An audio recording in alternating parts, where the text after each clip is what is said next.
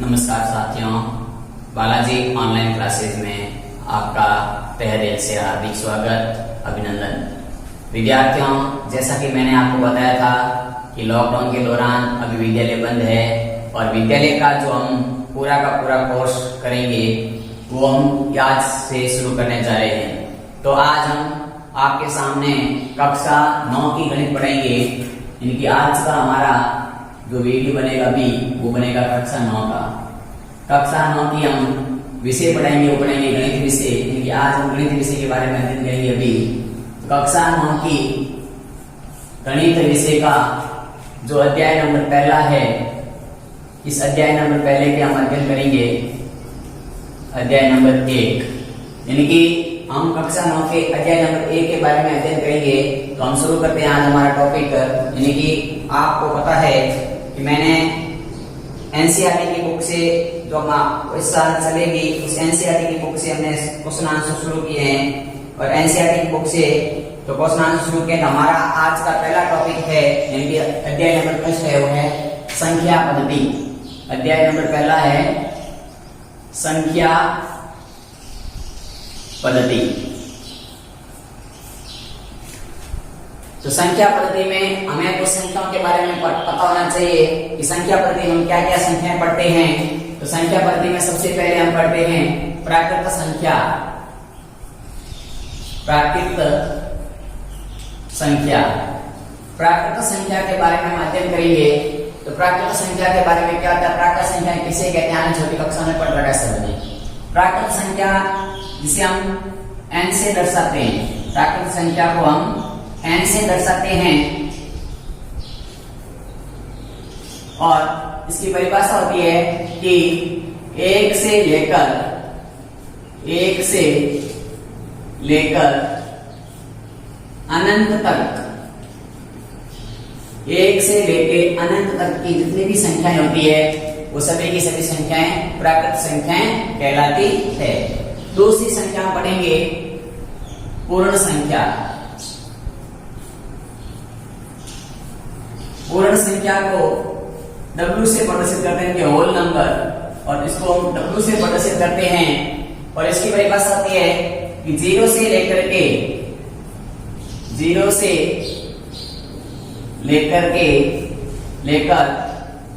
अनंत तक की जो संख्याएं होती है, अनंत तक, तो 0 से लेके अनंत तक की संख्याएं होती है, उन संख्या को हम कहते हैं पूर्ण संख्या कहते हैं। तीसरी हम संख्या पढ़ेंगे, इसमें वो पढ़ेंगे पूर्णांक संख्या। ये सब आपने छोटी कक्षा में पढ़ रखा है, इसलिए मैं इसकी शॉर्ट परिभाषा लिख रहा हूं। तो पूर्णांक संख्या किसे कहते हैं, तो इसे इंटीजर्स नंबर, यानी पूर्णांक संख्याओं को इंटीजर्स नंबर कहते हैं। और इसे z से प्रदर्शित करते हैं। और इसकी परिभाषा होती है कि ऋणात्मक अनंत से धनात्मक अनंत तक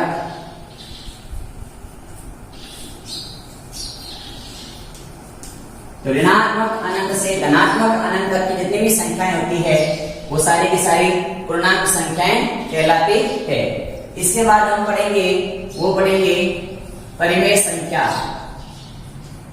परिमेय संख्या, और परिमेय संख्या को हम Q से डिनोट करते हैं। और इसकी हम परिभाषा होती है, वो पढ़ेंगे कि ऐसी संख्याएं जिसे P बटा Q के रूप में लिख सकते हैं। ऐसी संख्याएं जिसे P बटा Q के रूप में लिख सकते हैं उसे हम पूर्णांक संख्याएं कहते हैं। जहां Q का मान है वो 0 के बराबर नहीं होना चाहिए। तो हमने 4 संख्याओं के बारे में इस प्रश्नावली हम शुरू करेंगे। आपने छोटी कक्षा में पढ़ रखा है प्राकृत संख्याएं जिसे नेचुरल नंबर कहते हैं, जो 1 से लेकर अनंत तक चलती है। फिर आपने पूर्णांक संख्या के बारे में पढ़ा है, पूर्ण संख्या में पढ़ा है, होल नंबर, यानी कि 0 से लेकर के अनंत तक की संख्या होती है वो पूर्णांक संख्याएं होती है। ध्यान से देखो, 1 से अनंत तक है, यहाँ 0 से अनंत तक है, तो यहाँ आप एक पॉइंट लिखना, नोट लगा करके, नोट सभी प्राकृत संख्याएं, सभी प्राकृत संख्याएं पूर्ण संख्या होती है,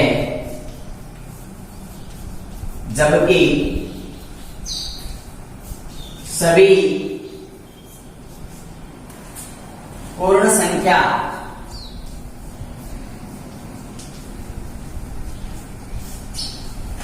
प्राकृत संख्या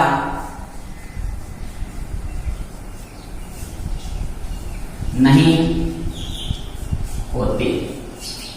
काफी बार ये प्रश्न ऐसे सत्यासत्य पूछे जा सकते हैं। तो क्या लिखा है, मैंने लिखा कि सभी प्राकृत संख्याएं पूर्ण संख्या होती है, यानी कि जो सभी प्राकृत संख्या एक से लेकर अनंत तक जो सभी प्राकृत संख्याएं है वो पूर्ण संख्याएं होती है, लेकिन जो सभी पूर्ण संख्या होती है, पूर्ण संख्या जीरो से अनंत तक पूर्ण संख्या होती है, वो प्राकृत संख्या नहीं होती है, क्योंकि जीरो पूर्ण संख्या है, प्राकृत संख्या नहीं है। ठीक है, तो इसके बारे में हम आज के इस प्रश्नावली के कुछ इंपोर्टेंट जो क्वेश्चन आंसर है उसके बारे में हम शुरू करते हैं। तो जल्दी से आप एक बार इसको नोट कर लीजिए, फिर हम इसके आज क्वेश्चन आंसर नोट करते हैं।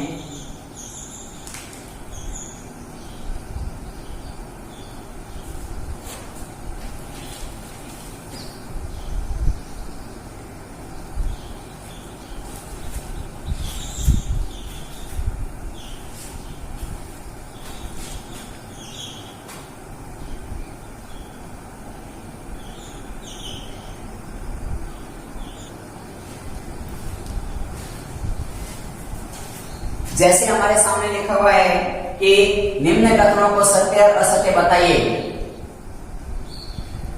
सत्य एवं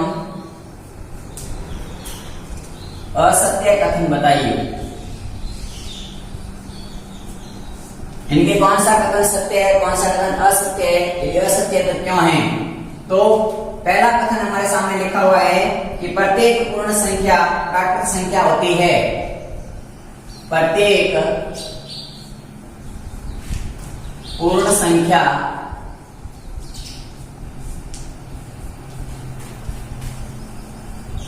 प्राकृत संख्या होती है। जल्दी से आप इसका कमेंट करके उत्तर बताइए, सत्य है या असत्य है कथन ये। जल्दी से आप कमेंट करके बताइएगा कि कथन सत्य है या असत्य है। देखो हमारे सामने लिखा हुआ है कि प्रत्येक पूर्ण संख्या प्राकृत संख्या होती है। क्या यह कथन सत्य है या असत्य है? तो इसका आंसर है यह कथन असत्य है। यह कथन है असत्य है। क्यों असत्य है? क्योंकि शून्य प्राकृत संख्या नहीं होता है या नहीं होती है। यानी कि सभी पूर्ण संख्याएं प्राकृत संख्याएं नहीं होती है, सिर्फ जीरो है कोई प्राकृत संख्या नहीं, बाकी सभी पूर्ण संख्या प्राकृत संख्या होती है। लेकिन जीरो या शून्य एक ऐसी संख्या जो प्राकृत संख्या नहीं है, ये कथन हो गया असत्य। दूसरा कथन है हमारे सामने लिखा हुआ है कि प्रत्येक पूर्णांक एक परिमेय संख्या है। प्रत्येक पूर्णांक एक परिमेय संख्या है।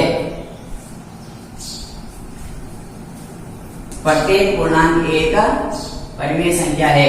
क्या ये कथन सत्य है या असत्य है? जल्दी से बताइए कमेंट करके। तो ये कथन भी क्या हो जाएगा? ये कथन सत्य है। यानी कि क्या सत्य है कि प्रत्येक पूर्णांक कथन सत्य है, क्योंकि कोई भी पूर्णांक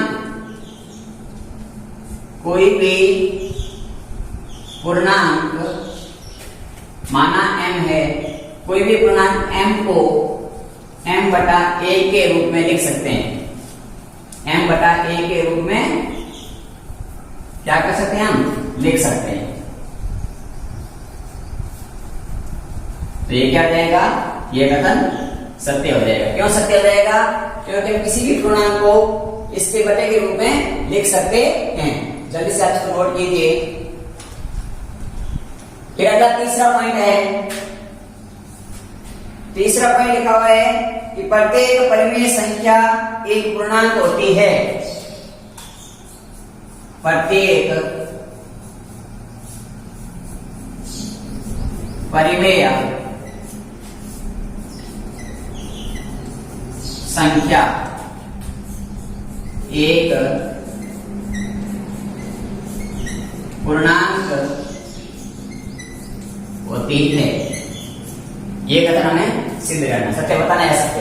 इनकी ये कह रहा है कि प्रत्येक परिमेय संख्या एक पूर्णांक संख्या होती है या नहीं होती है। तो ये कथन आप कमेंट करके बताइए जल्दी से कि सत्य है या असत्य है। तो ये आपका कथन हो जाएगा, वो हो जाएगा असत्य, क्योंकि प्रत्येक परिमेय संख्या होती है वो पूर्णांक संख्या नहीं होती है। जैसे आप देख सकते हो कि 3/5 परिमेय संख्या तो है लेकिन पूर्णांक नहीं है। तो इस प्रकार से कथन असत्य हो जाएगा। अगला इसका चौथा पॉइंट है, वो है कि किन्हीं दो परिमेय संख्याओं के बीच में अपरिमित परिमेय संख्याएं होती है। किन्हीं दो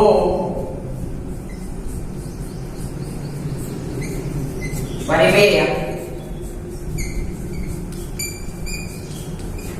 संख्याओं के मध्य अपरिमित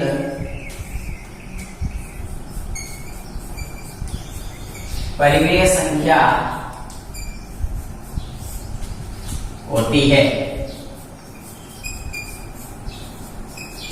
ये कथन सत्य है या असत्य है? ये पूछा गया है कि किन्हीं दो परिमेय संख्याओं के मध्य अपरिमित ये अनंत बहुत सारी परिमेय संख्याएं होती है या नहीं होती है। तो ये भी कथन आपका सत्य है, क्योंकि हम आगे इस प्रश्न हल करेंगे तो हम पढ़ेंगे उसमें कि दो परिमेय संख्या के बीच में 5 परिमेय संख्या ज्ञात करो या 6 परिमेय संख्या ज्ञात करो, तो अनंत परिमेय संख्या के बीच में हो सकती है। तो जल्दी से आप इसको एक बार नोट कर लीजिए, स्क्रीनशॉट ले लीजिए। फिर हम अगला आज का हमारी जो प्रश्नावली है 1.1 उसके क्वेश्चन आंसर हल करते हैं। जल्दी से आप इसको नोट कीजिए।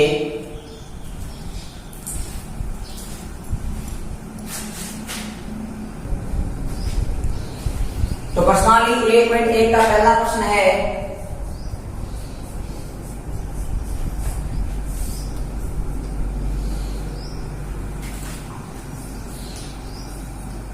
पहला प्रश्न यह है कि क्या शून्य एक परिमेय संख्या है तथा इसे P/Q के रूप में लिख सकते हैं? क्या शून्य एक परिमेय संख्या है तथा इसे P/Q के रूप में लिख सकते हैं?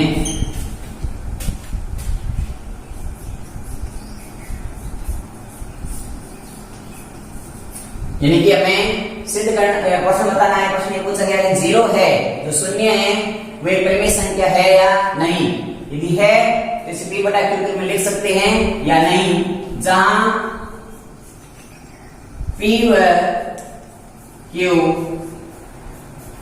पूर्णांक है, जहां P व Q पूर्णांक संख्याएं है, तो इसका अपन हल करेंगे। तो क्या अपन 0 को P/Q में लिख सकते हैं? जैसे देखो, यदि मैं P का मान 0 मान लूं और मुझे Q का मान 0 नहीं चाहिए परिमेय संख्या परिभाषा के अनुसार, तो Q का मान मैं 1 मान लूं या 2 मान लूं या 3 मान लूं, कुछ भी मान लूं, अगर मैं इसको P/Q के रूप में लिखूं तो क्या आएगा? या आएगा 0/1 या आएगा 0/2, 2 मानूंगा तो या आएगा 0/3। तो आप सब देख लो, 0 में 1 का भाग लगाओगे तो भी आंसर 0 आएगा, 0 में 2 का भाग लगाओगे तो भी आंसर 0 आएगा, 0 में 3 का भाग लगाओगे तो भी आंसर 0 आएगा। क्योंकि 0 के अंदर यानी शून्य के अंदर किसी भी संख्या का भाग देने पर भागफल शून्य ही प्राप्त होता है। तो इस प्रकार से हम कह सकते हैं कि हाँ, शून्य एक परिमेय संख्या है तो ऐसे P/Q के रूप में लिख सकते हैं। ये हो गया इसका आंसर। यानी कि हमें ये पूछना था क्या शून्य परिमेय संख्या है या नहीं, तो शून्य परिमेय संख्या है और इसे P/Q के रूप में इस प्रकार से लिख सकते हैं। तो ये हमारा क्या हो गया, P0 माना Q0 लेना चाहिए, P0 हो सकता है लेकिन Q का मान 0 नहीं होना चाहिए, ये बात हमें ध्यान रखनी है। जल्दी से नोट कर लीजिए और इसके नीचे एक नोट लगा के आप नोट लिख लो साथ साथ में। नोट पहला नोट लिख दो, किसी भी संख्या को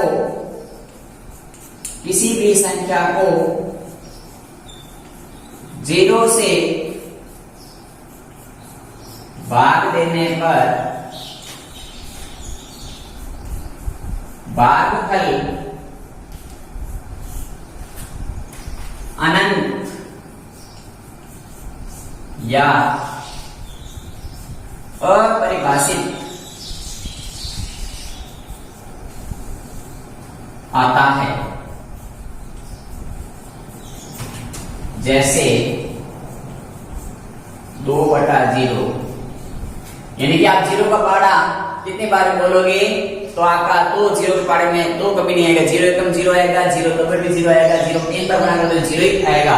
यानी कि किसी भी संख्या में हम 0 का भाग लगाते हैं तो उत्तर हमेशा उसका इंफिनिटी यानी कि अनंत आता है, जो हम परिभाषित नहीं कर सकते हैं।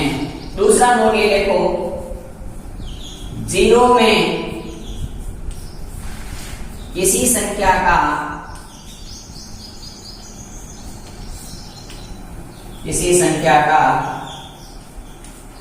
भाग देते हैं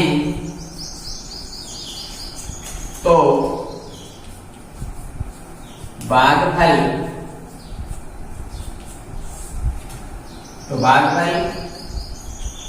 हमेशा 0 या 0 प्राप्त होता है। ये दो बातें हमें ध्यान रखनी है। यदि हम किसी संख्या को 0 से भाग देंगे तो भागफल अनंत आएगा और 0 में किसी संख्या का भाग देंगे तो भागफल 0 ही आएगा। तो ये आपके सामने पहला क्वेश्चन किया है, जल्दी से इसका नोट करो, स्क्रीनशॉट ले लो, फिर हम अगला क्वेश्चन करते हैं। जल्दी से इसका स्क्रीनशॉट ले लीजिए।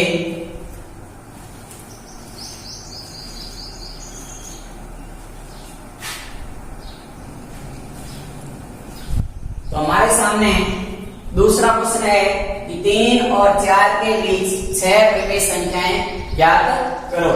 अब हम इसका हल करते हैं कि 3 और 4 के बीच में 6 परिमेय संख्याएं ज्ञात करनी है। तो परिमेय संख्या जब कि हमारे ऐसा क्वेश्चन पूछा जाए तो हमें कुछ भी नहीं करना है, हम पहली परिमेय संख्या ज्ञात करने के बीच में तो लिखेंगे पहली परिमेय संख्या। तो पहली परिमेय संख्या ज्ञात करने के लिए दोनों संख्याओं को जोड़ के 3 + 4/2 लगा दो तो उत्तर आ जाएगा 7/2। इसको सॉल्व करते हैं तो उत्तर आता है 3.5। 7/2 में भाग किया था 3.5, या तो 7/2 परिमेय संख्या है बस 3.5 के रूप में भी लिख सकते हैं। पहली परिमेय संख्या आ गई, उसके बाद में ज्ञात करें दूसरी परिमेय संख्या। तो दूसरी परिमेय संख्या देखो, पहली संख्या थी हमारी 3 और 4 थी, उसके बीच में पहले ज्ञात थी 3.5।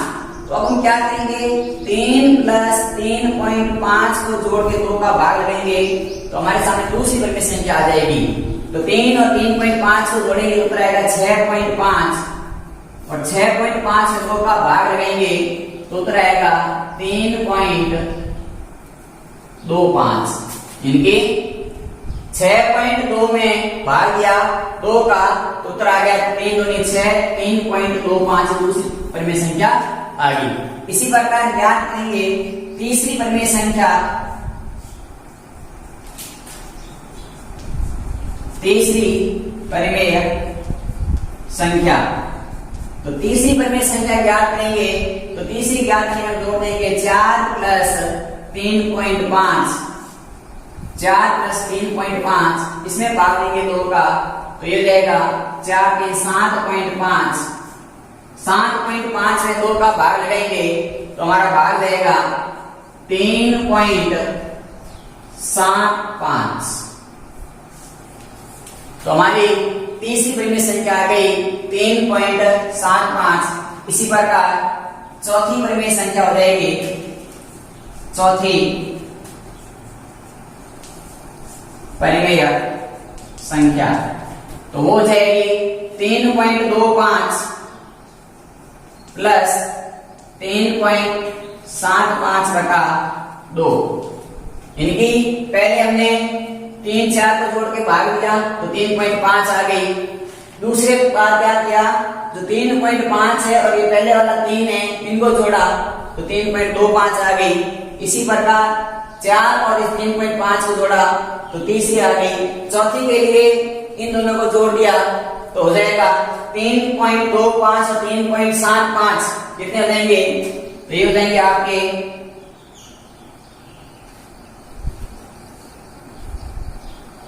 7.2। इनकी वापस तो आ जाएगी आपके 7.2, इनकी 3.5 आ गई। अब हमें क्या करना है कि वापस ये आ रही है तो कोई बात नहीं, आप वापस 5 ही ज्ञात कर सकते हैं। चौथी को आप या तो ये इस प्रकार 3.25 के अंदर 3 जोड़ दो केवल, या 3.25 में 4 जोड़ दोगे तो चौथी आ सकती है। 5 ही परिमेय संख्या हो जाएगी, वो हो जाएगी आपकी 3.25 प्लस 4/2 तो वो आपकी आ जाएगी 7.25/2 तो ये हो जाएगी 3.625। तो ये आपकी आ गई चौथी मान लो इसको। इस प्रकार से आप 5वीं और छठी भी ज्ञात कर सकते हैं। तो छठी परिमेय संख्या यदि आपको ज्ञात करनी है तो देखो, छठी परिमेय संख्या ज्ञात करें तो 3.65 को 6 2 5 में 4 जोड़ दो या 3 जोड़ दो, एक संख्या कोई भी जोड़ के आप 2 का भाग लगाओगे तो आपकी छठी परिमेय संख्या आ जाएगी। यानी कि हमें कुछ भी नहीं करना होता है, 2 संख्या दे रखी होती है, उन दोनों संख्याओं को पहले जोड़ना है, 2 का भाग लेना है। जो संख्या आई है उसको पहली संख्या में जोड़ दो और 2 का भाग लगा दो। फिर जो संख्या आई है उसको आप पहली संख्या में जोड़ के भी भाग लगा सकते हैं, दूसरी संख्या में जोड़ के भी भाग लगा सकते हैं, दूसरी जोड़ या पहले में जोड़ सकते हैं। फिर जो संख्याएं आएगी उसको आप या तो पहले में जोड़ो या दूसरी में जोड़ो और भाग 2 का लगा दो। फिर जो संख्याएं आएगी उसको पहले में जोड़ो या दूसरी में जोड़ो, भाग लगा दो। इस प्रकार से हमें कितनी भी संख्याएं ज्ञात करनी है आप इसको छोड़ करके दूसरी में ज्ञात कर लेना। इसी प्रकार जैसे एक आगे मैं सामान्य सी बात बता दूं तो 3 देखो 3 है और 4 है तो 3 और 4 के बीच में 3.1 होता है, 3.2 होता है, 3.3 होता है, 3.4, 3.5, 3.6, 3.7, 3.8 और 3.9। तो ये 3 और 4 के बीच की संख्या है, इनमें से भी आप कोई भी संख्या ले लोगे 1 2 3 4 5 और 6, विभिन्न 6 परिमेय संख्याएं है। तो इस प्रकार से हमें पूछा जा सकता है, तो बहुत ही आसान है, दोनों संख्या को 2 का भाग लगाओ, जो उत्तर आया है उसमें एक संख्या जोड़ो और वापस भाग लगाना है। मेथड यही है, आप यहाँ पे सब्ट्रैक्शन कर देना और जल्दी से नोट कर लो। उसके बाद हम अगला तीसरा क्वेश्चन करते हैं।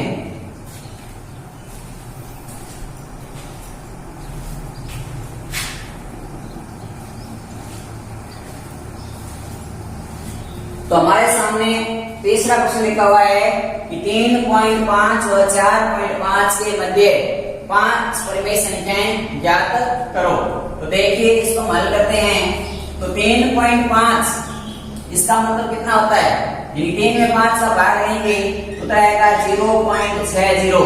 इसी प्रकार 4 में आप भाग लगाओगे 4 में 5 का भाग लगाओगे तो उत्तर आएगा 0.80।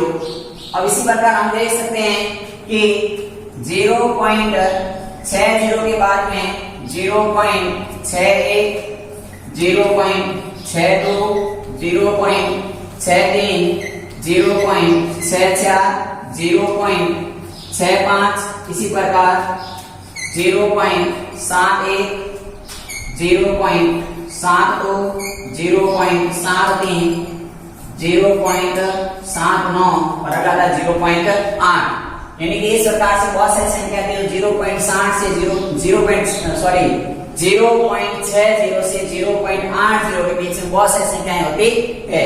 हमें कोई 5 अपनी संख्याएं ज्ञात करनी है। तो पहली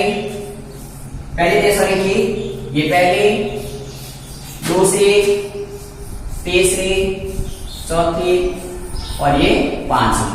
कोई भी आप 5 में संख्या इस प्रकार से मान सकते हो, कुछ भी नहीं है। जब बट्टे में ऐसी संख्या दे दी है तो आप सीधा भाग दे दो। 3.5 में भाग दिया तो आ गया 0.60 और 4.5 में भाग दिया तो आ गया 0.80। तो इस प्रकार से हमने जब देखा तो हमारे सामने बहुत सारी संख्या मिलती है दोनों के बीच में, और हमें कितनी ज्ञात करनी है उतनी हम कोई भी 5 संख्याएं चुन सकते हैं।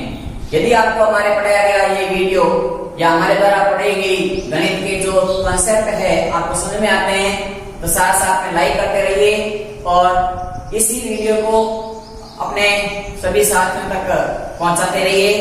और जल्दी से नोट कर लो, फिर हम अगला इसका 1.1 का क्वेश्चन नंबर 4 जो कि लास्ट क्वेश्चन है करते हैं। जल्दी से नोट कर लीजिए, लिखिए सबने।